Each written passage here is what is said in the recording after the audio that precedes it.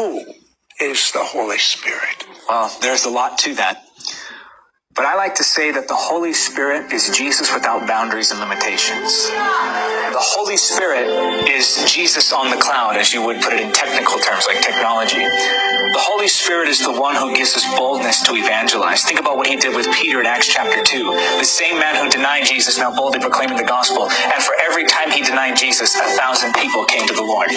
Think about the Holy Spirit and how he stirs faith within the soul, causing us to believe for the miraculous in ways that we would not have otherwise believed. The Holy Spirit is the one who helps us to pray, because no man or woman, no matter how anointed they are, knows the way into the presence of God.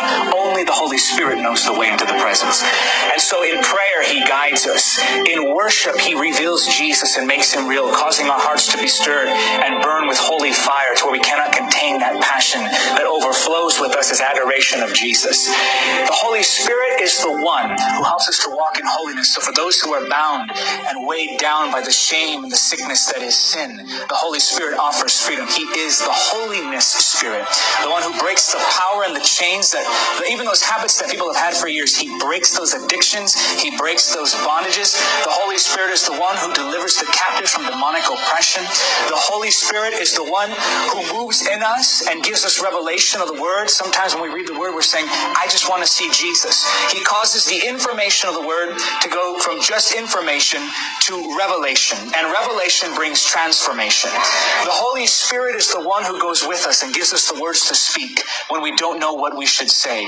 In those moments where we're saying, Holy Spirit, help me. I don't know how to win this one to the Lord. I don't know how to speak. The Holy Spirit will stir within you words that come straight from the Father. The Holy Spirit is the one who opens the heart of the sinner, causing them to go from stubborn, stone-hearted individuals to people who bow before Jesus as Lord. The Holy Spirit is the one who anoints us for ministry and appoints us into the call of God. He takes ordinary lives and makes them lives that transform the world. I like to say that a single moment spent in the presence of the Holy Spirit can transform your life, but a life spent in the presence of the Holy Spirit can transform the nations. The Holy Spirit is that something more. He's that deep stirring. What was it, do you think, that caused the martyrs to lay down their lives and say, take my blood, we want to preach the gospel.